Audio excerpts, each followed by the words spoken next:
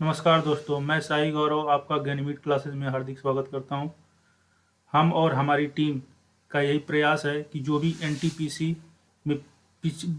जो भी एनटीपीसी में भूतपूर्व जो क्वेश्चन आ चुके हैं और जो भी आने वाले हैं उनकी गहन विवेचना की जाएगी।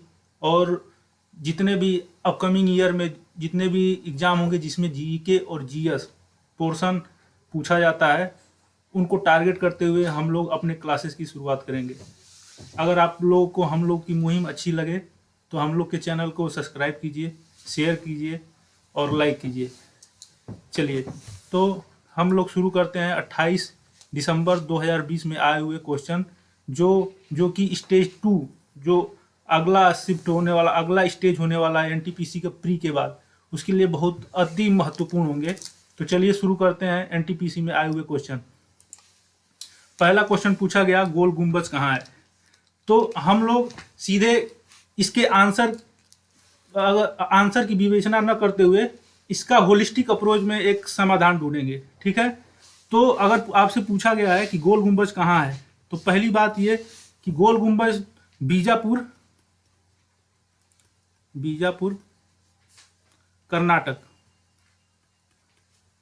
कर्नाटक में अवस्थित है। लेकिन आखिर में ये क्वेश्चन पूछा गया तो क्यों पूछा गया? क्योंकि जो 2019 में हाल फिलहाल में कर्नाटक बहुत चर्चित था, और जो बीजापुर है यहाँ पे मोहम्मद यूसुफ आदिल शाह का मकबरा है। इसलिए ये गोल गुंबद जो है एक तरह का मौसूलियम है, एक तरह का मकबरा है जो कि बीजापुर में अवस्थित है। और इससे रिलेटेड अगर क्वेश्चन की बात की जाए तो ये मोहम्मद आदिल शाह वही है जिसको हराकर पुर्तगीज ने गोवा पर अधिकार किया। अगर आपसे कोई पूछे कि गोवा पर अधिकार पुर्तगालियों ने कब किया, तो 1510 ईस्वी में गोवा पर पुर्तगालियों ने अधिकार किया। और इससे रिलेटेड जितने भी क्वेश्चन पूछे गए हैं प्रीवियस एनटीपीसी के पेपर में, चलिए आइए डिस्कस करते हैं। पहला क्वेश्चन पूछा गया कुद्रेमुख। ये मैं क्यों बता रहा हूं कुद्रेमुख नेशनल पार्क। ये क्वेश्चन पूछा गया कुद्रेमुख नेशनल पार्क कहाँ है। यह भी दोस्तों कर्नाटक में अवस्थित है।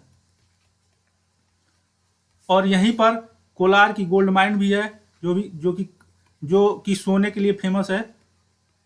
जो धातु सोना है उसके लिए ये फेमस है। तो कोलार गोल्ड माइन जो कि कर्नाटक में अवस्थित है, इस पर एक मूवी भी आप लोगों ने देखी होगी, केजीएफ, वो इसी पर बनी थी। चलिए आइए अगले क्वेश्चन पर बढ़ते हैं, क्वेश्चन नंबर 2। हाँ, दूसरा क्वेश्चन पूछा गया कि मौलिक कर्तव्य को किस संविधान संशोधन से जोड़ा गया। तो मौलिक कर्तव्य जो मूल संविधान में नहीं था। पहली बात तो आप लोग को ये जाननी चाहिए कि जो हम लोग का मूल संविधान था, जिसको कब अपनाया गया, 26 नवंबर 1946, 26 नवंबर 1950, सॉरी 26 नवंबर, इसको कर लीजिए 1949, 26 नवंबर 1949 को अपनाया गया।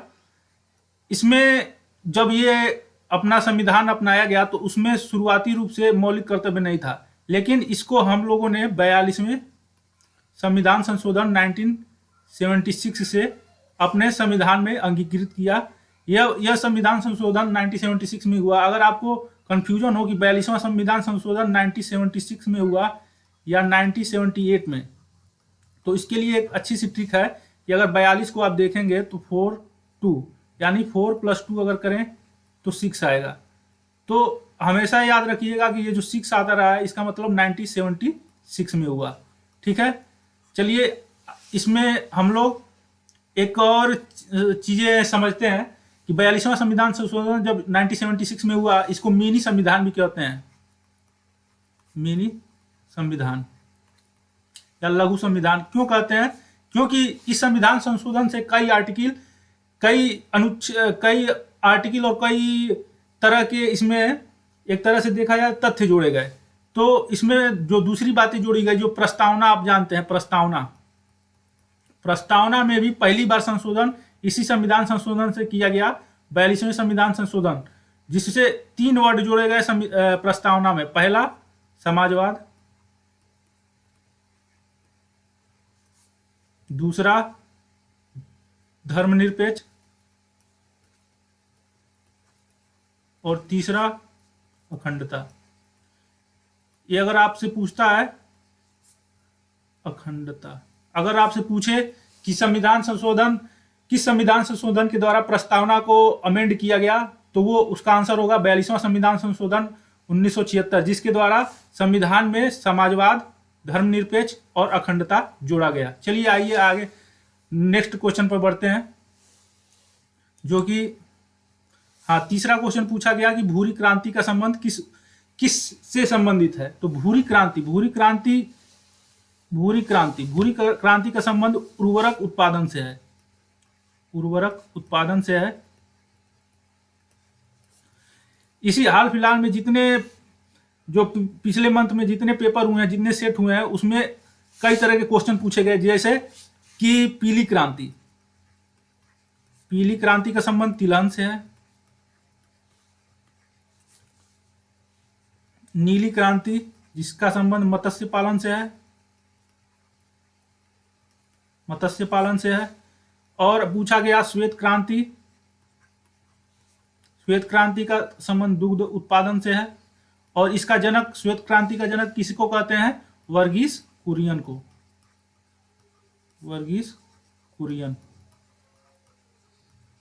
और आप लोगों से एक और क्वेश्चन पूछा जाता है कि एमएस स्वामीनाथन के बारे में। एमएस स्वामीनाथन का संबंध किससे है? हरित क्रांति से है दोस्तों। ये क्वेश्चन लगभग हर सेट में, हर पेपर में पूछा जाता है कि एमएस स्वामीनाथन किस क्रांति से संबंधित है, तो वो क्या हो जाएगा? हरित क्रांति। चलिए आइए अगले क्वेश्चन पर बढ़ते हैं। ये क्वेश्चन बहुत अजीब पूछा गया, क्योंकि लोगों को याद नहीं रहता है कि सबसे ज्यादा राष्ट्रमंडल खेल कहाँ हुए। लेकिन इसका आंसर जब आप देखेंगे तो सबसे ज्यादा राष्ट्रमंडल खेल ऑस्ट्रेलिया में हुए हैं। और अगर आप देखें करंट, अगर आपने पढ़ा होगा तो 2018 का जो राष्ट्रमंडल खेल हुआ वो भी ऑस्ट्रेलिया में हुआ। कहाँ पे? गोल्ड कोस्ट में। कहाँ पे हुआ दोस्तों? Gold Coast. और गोल्ड कोस्ट ये आप लोगों ने पढ़ा होगा, क्वींसलैंड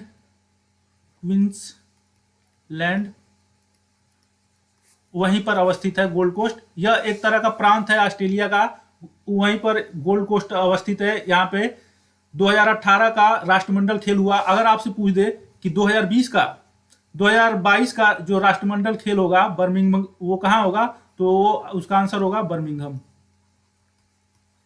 और अगर आपसे पूछ दे कि दूसरा सबसे ज्यादा राष्ट्रमंडल खेल कहाँ हुआ है, तो उसका आंसर क्या होगा दोस्तों में? कनाडा। ठीक है, चलिए आइए अगले क्वेश्चन पर बढ़ते हैं, जो कि अपना क्वेश्चन है, क्वेश्चन नंबर 5, कि सर्वप्रथम राष्ट्रीय आय की गणना सर्वप्रथम किस भारतीय ने की। तो इसका तो आंसर अगर आप देखें तो हो जाएगा दादा भाई नौरोजी।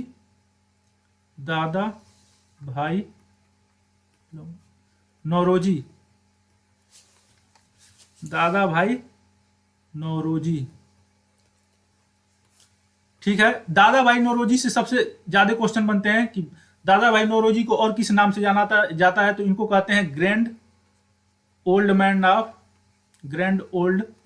Man of India. मतलब भारत के सबसे वयोवृद्ध आदमी जो थे उनको कहा जाता था दादा भाई नौरोजी, उनका दूसरा नाम था। और इन्होंने एक किताब लिखी जिसका नाम था poverty and un British rule in India. Un British rule in India. और ये वही शख्सियत हैं जिन्होंने 1886 जो कि यह अधिवेशन कांग्रेस का हुआ था, यह कलकत्ता अधिवेशन हुआ था। कलकत्ता, ये 1886 में कलकत्ता अधिवेशन की अध्यक्षता की। और एक और अधिवेशन जिसको लोग जानते हैं, जो जब 1905 में बंगाल का विभाजन हुआ, इसके बाद जस्ट 1906 में जो यह भी कलकत्ता में हुआ था दोस्तों, इसकी भी अध्यक्षता दादाभाई नौरोजी ने की। और इसमें इसी अधिवेशन में स्वराज स्वराज शब्द को अपनाया गया था। स्वराज शब्द को कांग्रेस ने अपनाया था। चलिए आइए अगले क्वेश्चन की ओर बढ़ते हैं। हाँ, ये क्वेश्चन थोड़ा अजीब था। ये क्वेश्चन थोड़ा अगर कहें एक तरह से तो अजीब था, क्योंकि ये क्वेश्चन ज़्यादातर पीसीएस की परीक्षाओं में पूछे जाते हैं। लेकिन चलिए, फायर ब्लाइट पूछा था किस रोग से संबंधित है। यह रोग तो सेब से संबंधित है, लेकिन हम लोग को इसका विषयवार तरीके से अध्ययन करना पड़ेगा, क्योंकि अन्य अन्य भी रोग हैं जो कि पूछे जा सकते हैं। जैसे कि आप जानते हैं खैरा रोग, खैरा रोग जो कि धान से संबंधित है। किससे संबंधित है दोस्तों? धान। उसी तरह से रेड राट, अगर आपने कभी गन्ने को चूसा होगा तो गन्ने में कभी कभी आप लोगों ने देखा होगा कि एक लाल तरह का धब्बा पड़ जाता है, वही होता है रेड राट डिजीज। वो किससे संबंधित है? गन्ने से संबंधित है। गन्ने से संबंधित है रेड राट। और एक और डिजीज जो पूछा जा रहा है जिसको कहते हैं टिक्का डिजीज। टिक्का डिजीज किससे संबंधित है मेरे दोस्तों? मूंगफली। और मूंगफली में सब अग्रगणी राज्य कौन है जो सबसे ज्यादा प्रोडक्शन करता है मूंगफली का? गुजरात। यह भी क्वेश्चन पूछा जा सकता है कि मूंगफली से। और गन्ने का सबसे सर्वाधिक उत्पादन कौन करता है? उत्तर प्रदेश। और धान का कटोरा किसको कहते हैं? ये आप लोग कमेंट में बताइए। चलिए आइए अगले क्वेश्चन की ओर बढ़ते हैं। ये क्वेश्चन पूछा गया, ये अगर आप लोगों ने कभी भी लुसेंट या और किसी किताब का पढ़े होंगे तो उसमें ये क्वेश्चन सबसे पहले ही पेज पर आता है कि भारत का प्रथम उपग्रह कौन था। तो भारत का सर्वप्रथम जो लॉन्च किया गया उपग्रह ये कौन था? आर्यभट्ट था। और यह कहां से लॉन्च किया गया? रसिया से। रसिया की से लॉन्च किया गया था ये आर्यभट्ट। और इसको कब लॉन्च किया गया मेरे दोस्तों? 1975 में। अगर दुनिया का पूछ दे कि सबसे पहला उपग्रह कौन था, दुनिया का सबसे पहला उपग्रह था स्पुतनिक। ओके, चलिए आगे की ओर क्वेश्चन की ओर बढ़ते हैं। अगला क्वेश्चन है अगला क्वेश्चन है मोपला विद्रोह। ये क्वेश्चन जब आया तो मुझको लगा कि ये ऐसे सन में ये घटित हुआ है मोपला विद्रोह, जिससे कई तरह के क्वेश्चन पूछे जा सकते हैं। जैसे मोपला विद्रोह अगर आप देखें तो 1921 में ये घटित हुआ था। कहाँ हुआ था? केरल में भी। कहाँ? जो मालाबार कोस्ट है आप देख रहे हैं, मालाबार जो कोस्ट है वो केरल का ही भाग है एक तरह का। तो ये केरल में घटित हुआ था मोपला विद्रोह। और यह वही ईयर है 1921 जब दयाराम साहनी ने हड़प्पा की खोज की थी। यह वही सन है जब अल्बर्ट आइंस्टाइन को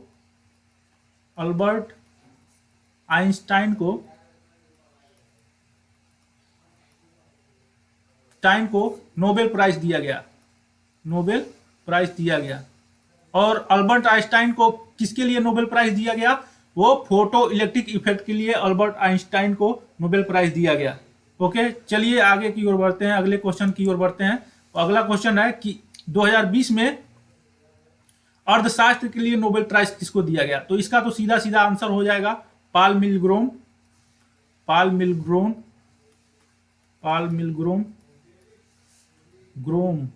और रॉबर्ट विल्सन। चलिए इससे संबंधित और तथ्य मैं आपको बताता हूं। नोबेल प्राइज जो होता है वो 6 क्षेत्रों में दिया जाता है, जिसमें से जो 5 क्षेत्र हैं उसको तो दिया जाता है, जो कि चिकित्सा हो गया, केमिस्ट्री यानी रसायन विज्ञान हो गया, मेडिकल का क्षेत्र हो गया, और लिटरेचर का क्षेत्र हो गया, पीस और ये जितने क्षेत्र हैं पीस को छोड़ के जितने भी जो 5 क्षेत्र हैं सबको स्वीडन की एकेडमी द्वारा अवार्ड दिया जाता है। और पीस वाला जो शांति का नोबेल पुरस्कार है इसको नॉर्वे द्वारा प्रदान किया जाता है। और अगर आपसे पूछ दे कि मैथमेटिक्स यानी गणित, गणित का नोबेल प्राइज किसे कहते हैं? तो गणित का नोबेल प्राइज एबेल प्राइज को कहते हैं, जो कि यह भी अवार्ड जो है एबेल प्राइज, ये नॉर्वे द्वारा प्रदान किया जाता है। नॉर्वे द्वारा प्रदान किया जाता है। चलिए आगे अगले क्वेश्चन की ओर बढ़ते हैं। जलियांवाला बाग हत्याकांड, ये तो एनटीपीसी का पेड क्वेश्चन हो गया है कि जलियांवाला बाग हत्याकांड कब हुआ। इसकी तारीख है 13 अप्रैल 1919। जलियांवाला बाग हत्याकांड क्यों हुआ था? क्योंकि जलियांवाला बाग एक अमृतसर में जगह है जहां पे लोग पीसफुली तरीके से अपनी एक तरह से कह सकते हैं कि पीसफुली तरीके से वहां पर लोग आए हुए थे। और क्यों आए हुए थे? क्योंकि डॉक्टर सत्यपाल और सैफुद्दीन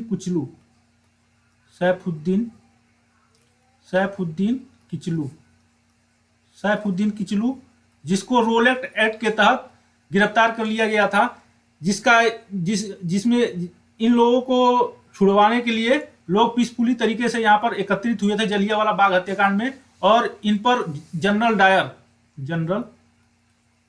डायर ने गोलियां चलवा दी। और इस जो ये जलियांवाला बाग हत्याकांड हुआ था, इसके लिए एक कमेटी गठित हुई थी दोस्तों, हंटर कमेटी, जिसने जनरल डायर को निर्दोष साबित कर दिया। चलिए आइए अगले क्वेश्चन की ओर बढ़ते हैं, जो कि अपना क्वेश्चन है, क्वेश्चन नंबर 11। और ये क्वेश्चन तो आपका जो 49 पैरेलल है, ये पूछा गया किन दो देशों के बीच अवस्थित है। इससे रिलेटेड जितने भी क्वेश्चन है ये सभी आ सकते हैं। तो इसका आंसर हो जाएगा 49 पैरेलल का कि अमेरिका व कनाडा के बीच में है। अमेरिका व कनाडा के बीच में यह लाइन है। अगर आपसे पूछ ले कि 38वीं पैरेलल किसके बीच में है, तो साउथ कोरिया और नॉर्थ कोरिया इनके बीच में है। अगर आपसे पूछ ले कि मैगिनॉट लाइन किसके बीच में है, मैगिनॉट लाइन किसके बीच में है, तो वो उसका आंसर हो जाएगा फ्रांस और जर्मनी। अगर आपसे पूछ ले कि हिंडेनबर्ग लाइन किसके बीच में है, तो उसका आंसर हो जाएगा जर्मनी व पोलैंड। ये सभी क्वेश्चन पेपर की दृष्टिकोण से अति महत्वपूर्ण है मेरे दोस्तों, इसको ध्यान से आप नोट कर लीजिएगा, कहीं ये जल्दी कहीं मिलते नहीं है। ठीक है, अगले क्वेश्चन की ओर बढ़ते हैं। और अगला क्वेश्चन जो 12वां क्वेश्चन आया था, ये 12वां क्वेश्चन पेपर की दृष्टिकोण से तो अति महत्वपूर्ण है। और चलिए अगले क्वेश्चन की ओर बढ़ते हैं। हाँ, ये क्वेश्चन पूछा गया कि संविधान सभा का विचार सर्वप्रथम किसने दिया। तो इससे रिलेटेड जितने भी क्वेश्चन हैं, सभी क्वेश्चन आ सकते हैं कि संविधान सभा से रिलेटेड। पहली बात, अगर आपसे कोई पूछ दे कि संविधान की मांग सर्वप्रथम किस भारतीय ने की, तो इसका आंसर हो जाएगा कि संविधान की मांग 1895 में सर्वप्रथम बाल गंगाधर तिलक ने किया। संविधान की मांग, न कि संविधान सभा की मांग। अगर आपसे पूछ दे कि संविधान की मांग सर्वप्रथम किसने किया, किस भारतीय ने किया, तो उसका आंसर हो जाएगा 1895 में बाल गंगाधर तिलक ने किया। उसके बाद अगर आप देखें तो 1922 में महात्मा गांधी का एक कथन था कि भारत का संविधान भारतीयों की इच्छा अनुसार निर्मित होना चाहिए। ये 1922 में महात्मा गांधी ने कहा। और ये क्वेश्चन आया कि संविधान सभा का विचार सर्वप्रथम किसने दिया, मतलब क्वेश्चन ये आया था कि संविधान सभा के द्वारा संविधान का निर्माण किया जाए, ये सर्वप्रथम किसने कहा। तो इसका आंसर होगा एम एन रॉय, जिनका पूरा नाम है मानवेंद्र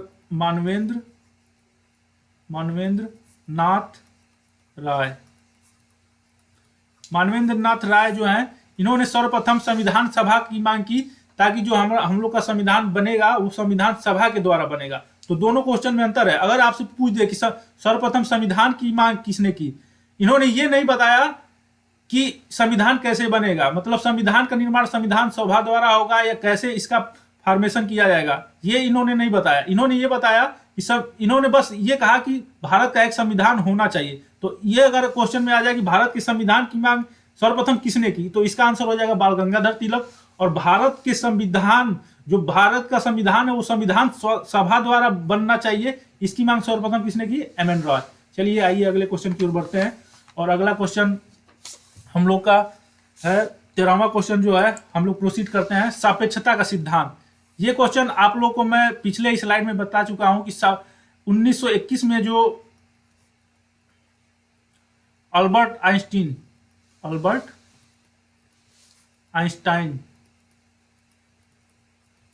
आइंस्टाइन को नोबेल मिला था, वो फोटो इलेक्ट्रिक इफेक्ट के लिए मिला था। किसके लिए मिला था? फोटो इलेक्ट्रिक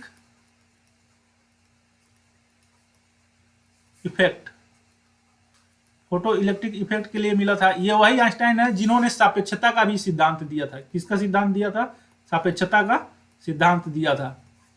और इनको नोबेल किस ईयर में मिला था? 1921। ये ईयर बहुत पेपर के दृष्टिकोण से अति इंपॉर्टेंट है मेरे दोस्तों, इसको ध्यान में रखिएगा।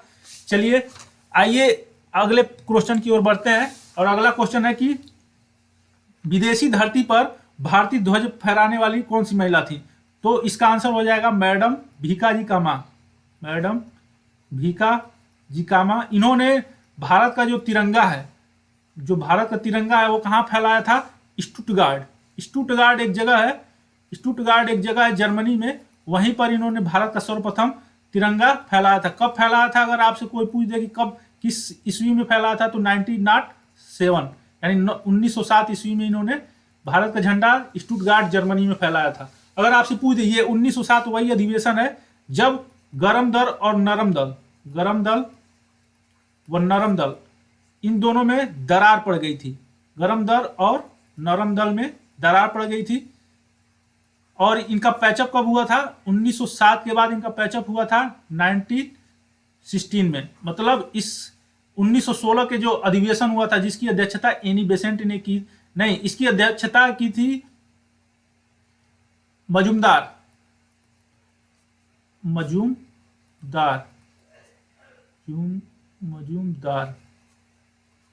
अंबिकाचरण मजूमदार। इनका पूरा नाम था अंबिकाचरण एसी मजूमदार।